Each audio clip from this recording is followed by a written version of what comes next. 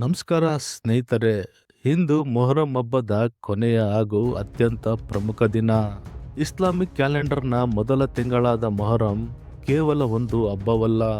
ಇದು ತ್ಯಾಗ, ಬಲಿದಾನ ಮತ್ತು ಸತ್ಯದ ಹಾದಿಯಲ್ಲಿ ನಡೆದ ಮಹಾನ್ ಹೋರಾಟದ ನೆನಪು.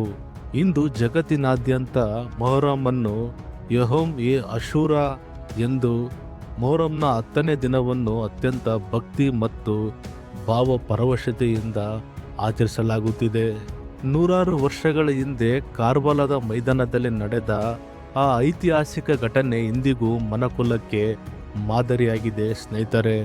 ಅನ್ಯಾಯದ ವಿರುದ್ಧ ಧ್ವನಿ ಎತ್ತಿದ ಪ್ರವಾದಿ ಮೊಹಮ್ಮದ್ ಪೈಗಂಬರ ಮೊಮ್ಮಗ ಹಜರತ್ ಇಮಾಮ್ ಹುಸೇನ್ ಅವರು ತಮ್ಮ 72 ಮಂದಿ ಅನುಯಾಯಿಗಳೊಂದಿಗೆ ಸತ್ಯಕ್ಕಾಗಿ ಪ್ರಾಣಾರ್ಪಣೆ ಮಾಡಿದರು. ಧರ್ಮದ ವಿರುದ್ಧ ಧರ್ಮದ ಗೆಲುವಿಗಾಗಿ ಅವರು ನೀಡಿದ ಬಲಿದಾನವೇ ಮೊಹರಂನ ಮೂಲ ಆಶಯ. ನಮ್ಮ ಕರ್ನಾಟಕದ ಗ್ರಾಮೀಣ ಭಾಗಗಳಲ್ಲಿ ಮೊಹರಂ ಒಂದು ವಿಶಿಷ್ಟ ಆಚರಣೆ. ಇಲ್ಲಿ ಜಾತಿ ಧರ್ಮದ ಭೇದವಿಲ್ಲದೆ ಹಿಂದೂ ಮುಸ್ಲಿಂ ಜೊತೆಯಾಗಿ ಪೀರ್ಲ್ ಹಬ್ಬವಾಗಿ ಇದನ್ನು ಆಚರಿಸ್ತಾರೆ. ಹಳ್ಳಿಗಳಲ್ಲಿ ಮೊಹರಂ ಪದಗಳು, ಹೆಜ್ಜೆ ಮೇಳ ಮತ್ತು ಅಲಾಯಿ ಕುಣಿತದ ಮೂಲಕ ಇಮಾಮ್ ಹುಸೇನರ ತ್ಯಾಗವನ್ನು ಸ್ಮರಿಸಲಾಗುತ್ತದೆ. ಸಕ್ಕರೆ ಓದಿಸಿ ಪಂಜ ಸೇವೆ ಮಾಡುವುದು ಮತ್ತು ಕೆಂಡ ಹಾಯುವುದು ಭಾವೈಕ್ಯತೆಯ ಸಂಕೇತವಾಗಿದೆ ಸ್ನೇಹಿತರೆ. ಮೊಹರಂ ಎಂದರೆ ಕೇವಲ ದುಃಖವಲ್ಲ, ಅದು ಅನ್ಯಾಯದ ಮುಂದೆ ತಲೆಬಾಗದ ಧೈರ್ಯ.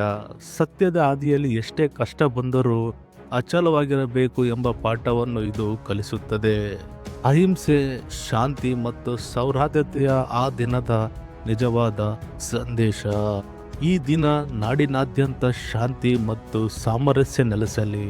ಕಾರ್ಬಲದ ಆ ಮಹಾನ್ ತ್ಯಾಗ ನಮಗೆಲ್ಲರಿಗೂ ನ್ಯಾಯದ ಹಾದಿಯಲ್ಲಿ ನಡೆಸುವ ಶಕ್ತಿ ನೀಡಲಿ.